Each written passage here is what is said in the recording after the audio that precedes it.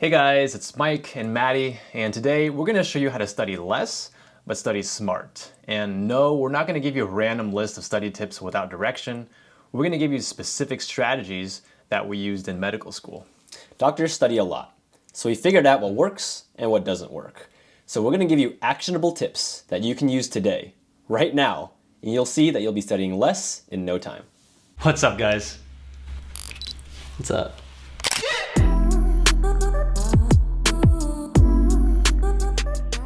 You guys might notice that we like to deep dive into the science behind these strategies, and we could just give you the tips and then move on, but it's not really doing you any favors. So if you can understand the science and the reasoning behind why these strategies work, it'll be a lot easier for you to use these strategies in your own life. So that's why we do it. So the first strategy that really helped us through medical school was something called teaching back.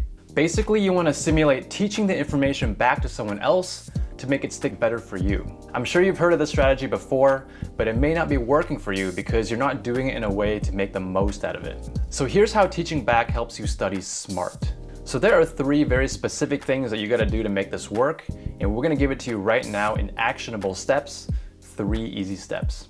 In step 1, you gotta close your book and close your notes, because in order for this to work, you can't cheat and peek at your notes. This forces you to actively recall information from your brain, and you gotta practice retrieving that information without any hints and without any clues. In step 2, you either wanna say out loud or type out or write out on a blank piece of paper, word for word, what you wanna teach. Word for word is very important because this forces your brain to process the information in your own words. When you just try to teach something silently in your head, then your brain tends to skip over some of the big concepts. But if you try to teach it out loud or type it out word for word, then this forces your brain to reformat the information. So in step 3, you want to pretend to teach someone who doesn't already understand the information. So this means A, teaching someone who's not in your class or outside of your field, or B, teaching a child or someone at the 5th grade level. If you're pretending to teach a child, then you can't use big words, which means you have to condense the information into its simplest form. And if you're pretending to teach someone outside of your field, then you can't rely on using key terms and jargon from your field. As a doctor, I have to do this all the time. Like for example, when I'm trying to explain to my patient what heart failure is, I can't rely on big medical words. I can't say things like, you have low ejection fraction leading to pulmonary edema. I have to say something more like, your heart is having trouble pumping blood forward, and so fluid's gonna back up into places that it doesn't belong, like your lungs. So I have to carefully select my words, and the way to do that is by scripting it word for word. So here's how teaching back can help you study less. If you follow the steps that we just talked about, you'll get something very valuable, and that is to identify your strengths and your weaknesses. If you're teaching back something and you're having a hard time explaining it to a child, then maybe you don't understand it as well as you thought. Or if you're teaching something and you can't remember a specific detail and you have to look it up, then that's a gap in your knowledge. But now that you know what your strengths and your weaknesses are, you don't have to waste your time reviewing things you already know well. Instead, you can focus on reviewing things that you don't know, and that's how you study less. Okay, let's talk about the next strategy. This next strategy is the one that really got us through those long days of studying in medical school. It's called using a timer. It's also called the pomodoro technique, so you might have heard that term instead. But basically, you study for 25 minutes, and then you take a 5-minute break, and then you repeat that cycle over and over. So how does the pomodoro technique help you study less if you're taking breaks in between? Well, the human brain has a very limited attention span, and the average student can only focus for about 25 minutes before their mind starts to wander off and they start to feel fatigue. And at that time, your efficiency is going to decrease dramatically. If you keep trying to push through that brain fog and study more and more, then you'll be wasting a lot of time, right? You'll start rereading the same sentence 2 or 3 times just because your brain wasn't sharp enough to understand it the first time. So this is a huge waste of time. And that's why the pomodoro technique works so well. Just take a short break, let your brain reset, and then get right back to it. You'll find that you can get through the material a lot faster this way, rather than trying to power through it and then not retain anything at all. So how does this help you study smarter? Well, it comes down to giving your brain a chance to rest. Give your brain a breather from all the material. So do anything else for a bit. Stand up, take a walk, do some stretches, grab a snack, just give your brain a rest. And in medical school, I studied at home most of the time, and the Pomodoro technique was able to help me focus, even though there were a lot of distractions around. And I think partly the reason was because I made a little routine out of my 5-minute breaks. So every 25 minutes, I had this little thing that I would do. So I was getting really into soccer back then, back in my first year of medical school, and I was learning how to play, and my roommate's a pretty good soccer player, so he was kind of my teacher. But if you know me, like when I start to learn something new, I get really into it and want to do it all the time. So he bought me a soccer ball, one of those mini soccer balls for Christmas. And during my 5-minute breaks, I would stand up from my desk, and then I would do a couple stretches on my yoga mat, which was right next to my desk. And then I would practice my dribbles on that little soccer ball for about a couple minutes, back and forth, stomping around, making a lot of noise in the house. And then I'd finally finish off by kicking it over to him and then kicking it at him. And it would always, startle him a little bit when he saw that. But that was like my little routine I had. And then I'd grab a snack and head back to my desk. So there's a couple reasons why I shared that story with you guys.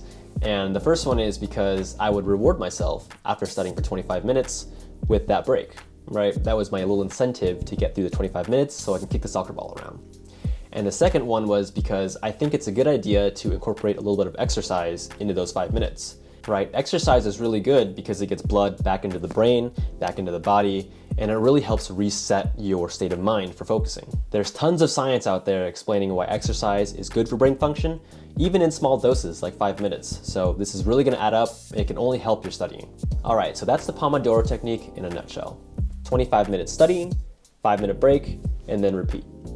But over time, you'll probably see that you can study for longer than 25 minutes, right? You can push it to 30, 35 minutes, 40 minutes before the break. So you can slowly start to increase that time as long as you don't sacrifice your concentration. Okay, so strategy number 3 is to make a very concrete and a very detailed study schedule. So detailed that you'll know exactly how long you'll be studying for each time you study and what you'll be studying on that day. Okay, and some of you are gonna think, dang, doesn't that waste a lot more time than just sitting down and using that time to study? And the answer is no. And let me explain why you're studying less. So this is what happens when you study without a plan. You might know the feeling, because I know I definitely know the feeling, because it's happened to me before, but I'll pack up all my bags, I'll get ready to go, maybe I'll go to campus or go to the library, I'll pound a cup of coffee, and then I'm out the door, set up my desk, and I'm ready to go. And then you sit there blankly, like, wait, what should I even study? Right? And you're all jittery from the coffee too, and your mind's racing. And maybe your first thought is, well, I'll just start from the top and I'll go down. I'll start with the first lecture and I'll keep going until I get through all the lectures.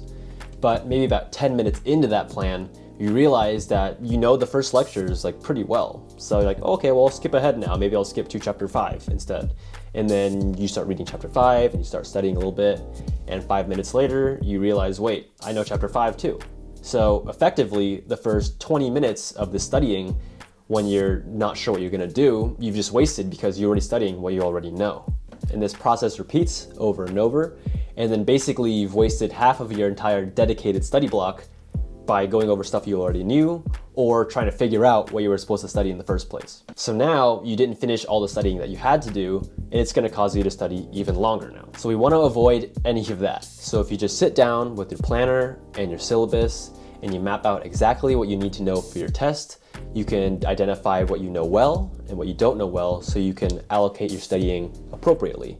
And by doing this, you're gonna be saving a lot of time because you're not gonna be studying things that you already know, right? Study less. Okay, so how does this help you study smarter? If you plan out your day, for example, you say, I'm gonna study chemistry today for 2 hours, right? And you give yourself just that 2-hour block, you're much more likely to follow through and stick to that plan, right? This is called Parkinson's law.